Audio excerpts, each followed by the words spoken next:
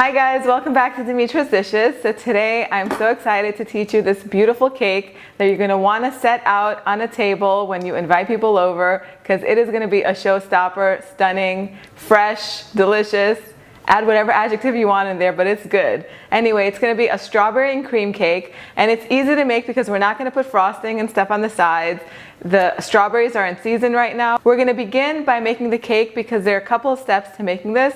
We have the cake, the frosting, and then the syrup. So we're going to begin by doing the syrup first, actually, because that needs to be completely cool. So in this little saucepan right here, I have a little equal parts of sugar and water, and all of the measurements are always in the description box down below and on the website, because I really just can't remember each measurement. So instead of messing up, I post them down below and on my website. So you're going to want to check it out over there. And I'm going to add some strawberries to this, just whole strawberries, so that way it can infuse the syrup and it could be strawberry flavored.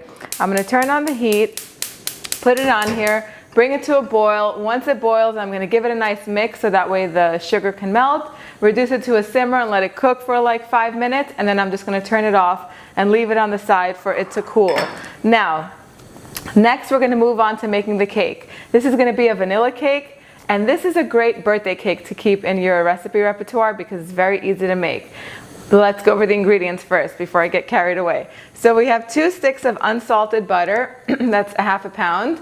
We have some granulated sugar, all-purpose flour, some cornstarch, baking powder, and salt, a little bit of whole milk yogurt, some whole milk.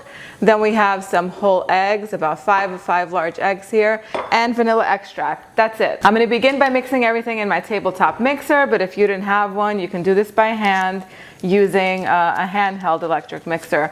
I'm going to put my very soft butter inside, and you want it to be really soft so everything mixes and incorporates really well. And then I like to save these to rub all around my pan so that way I don't have to spray it or brush it and melt butter and just do an extra step. So I'm going to save these over here for my pan, and I'm going to combine my sugar, butter, and vanilla extract.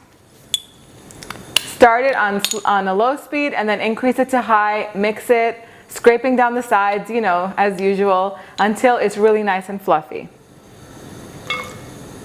That looks good. Now we're going to add our eggs one at a time. One thing that's really worth noting is all your ingredients should be at room temperature. So your eggs, your milk, and your yogurt, leave them out a little bit before you're ready to use them. We're going to do this on a low speed, and then we're going to increase the speed on high until everything is incorporated and fluffy, scraping down the sides of the bowl in between.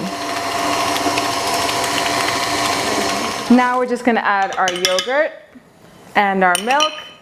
Give it a nice mix on low speed until it's all incorporated. Then I'm just going to whisk up my flour mixture and then add this in 2 to 3 batches. So your mixture is going to separate like this, and that's nothing to worry about because it's all going to come together again once we add the flour.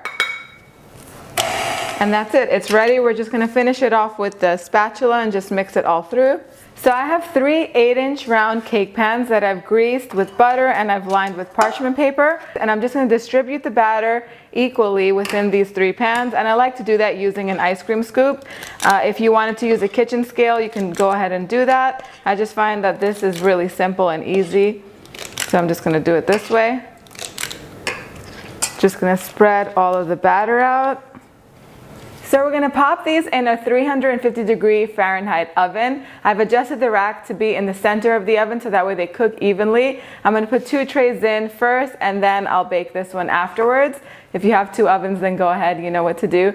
But they're going to bake anywhere between 30 to 32 minutes. So I'm going to check them at about the 30-minute mark by inserting a toothpick, and if it comes out clean and they're nice and golden on top and they're springy to the touch, that's how you know they're ready. Another way to know they're ready is when they start to release from the sides of the pan. But anyhow, I'm going to show you what they look like as soon as they come out. My cakes have baked and cooled, and I have them ready right here in the plate, ready to rock and roll. So they're perfect, they're golden, just the way they're supposed to be. Let's go over the ingredients of everything else that you're going to need for this cake. You're going to need lots of strawberries, and I've kept the little ones to be kind of like garnish decoration on top. So the little ones, just leave them on the side. If you have some fresh flowers that you grow in your garden that aren't sprayed with chemicals, you can use those too, as well as some mint. And then the rest of them, I've just cut them in half because they're gonna be really pretty in the cake like that. Then we're gonna have two components of this cream. This is a mascarpone cream filling. So we're gonna first make whipped cream. I've made it so many times on the channel, I'll make it once again. It's very simple, just 3 ingredients: heavy whipping cream, confectioner sugar, and then whatever thing you're gonna be flavoring it with. I'm using vanilla extract and a tiny bit of pure almond extract. And then after that, we're gonna make our mascarpone component of it, which is just gonna be mascarpone cheese with some confectioner sugar and vanilla extract. That's it. It's that simple. So that way we don't have to wash the mixer bowl over and over again. I'm gonna begin by whipping the cream. You wanna make sure that the cream is really, really nice and cold when you begin and you don't knock everything over. And we're just gonna combine our heavy cream, our confectioner sugar, and our vanilla extract. I'll add the almond extract to the mascarpone. So I'm gonna add a really heaping tablespoon of it. I'm gonna turn it on low so that way I don't end up wearing it, and then I'm gonna increase the heat, not the heat, the speed to high until it's really thick and fluffy. It's gonna resemble yogurt. You don't wanna take it too far. If you whip cream too much, it's gonna turn into butter. So as soon as it starts to thicken and it creates like some volume, you just wanna stop. So our whipped cream is ready. I'm just gonna transfer it to this bowl, and then I'm gonna put my mascarpone cheese and powdered sugar, a little bit of vanilla extract and almond extract in here, and just let it mix until it is combined and smooth. So our mascarpone mixture is ready. I'm gonna lighten it up. It's really nice and creamy, so I'm gonna lighten it up with the whipped cream, and then I'm gonna fold the rest in, and our filling, our icing, whatever you wanna call it, is done. That is what your filling should look like. It should be fluffy and airy and light, just like that. It's heavy. Won't feel too bad about a slice of this cake. Okay, so now we're gonna take one layer of our vanilla cake and put it on the bottom. The thing about this cake is you can make it up to 2 weeks ahead of time. As soon as it cools down, once it comes out from the oven, let it cool, take it out of the pan and let it cool completely. Wrap it in plastic really tight and store it in the freezer. And then when you're ready to use it, you can just take it out for like an hour or two, let it thaw out.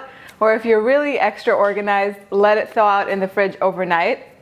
And then take it out and let it sit on the counter for a few minutes until it comes to room temperature, and then you're ready to rock and roll. Same thing with the syrup. You can make this syrup ahead of time, a week, at least a week ahead of time, and then if you have any left over, this is great to use as a simple syrup for mixing into like cold drinks like iced tea or a watermelon drink, you know, all those things. It's just much easier than putting sugar, because sugar doesn't really dissolve, but simple syrups are great to have on hand all the time. So we're just gonna brush it over our cake. The cake is already really moist, so we're not trying to moisten it. We're just trying to infuse some of that strawberry, some more strawberry flavor in it. Now we're gonna put a layer of our cream. And I'm generous, you guys, with my cream filling. I don't know about you, but that's probably my favorite part of a cake. And this cake is so simple to make because you don't have to worry about icing it all around the sides and getting that perfect look. It's really rustic and pretty and perfect for summertime. And then we're gonna put our strawberries on top. Just gonna layer them. If you layer them this way, it's gonna look really pretty, almost kind of like a heart shape from the outside when you're gonna look at the cake. And you'll see what I mean when we're done with this. But we're gonna go all around and put an entire layer of strawberries on top of the cream. And then we're gonna continue doing the same thing. We're gonna put the next layer on top, cream, strawberries, on top, cream, cake layer, cream, strawberries, and then we're just gonna decorate it.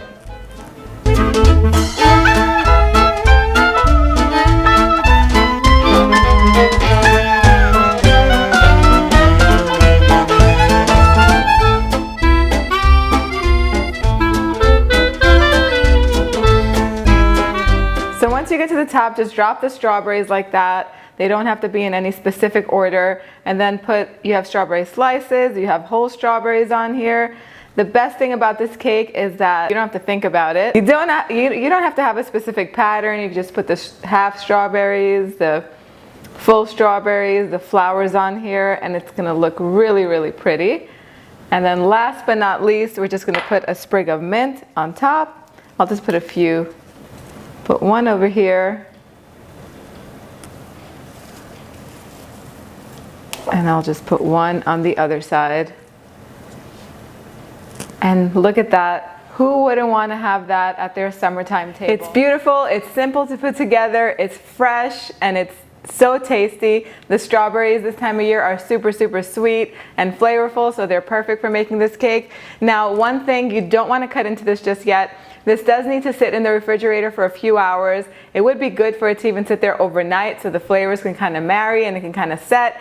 If you were to cut into this right now, the whole thing might just fall apart because the cake has not absorbed any of the moisture yet, and it hasn't kind of had a chance to set and almost like glue together. So you want to leave it alone in your refrigerator and cut into it in like an hour or two. But I wish I could cut into it and show you what it looks like, but I really don't want it to fall apart either, because I'm going to take a picture of this in a little bit. You can add some mixed berries to this if you wanted to as well, instead of keeping it all strawberry. If you prefer raspberries and blackberries and blueberries, go ahead and do that. Any fresh fruit that's in season would go wonderful with this. If you wanted to add a touch of chocolate, you can go ahead and put a little thin layer of hazelnut, like Nutella spread, or chocolate ganache. That would be really nice in this as well.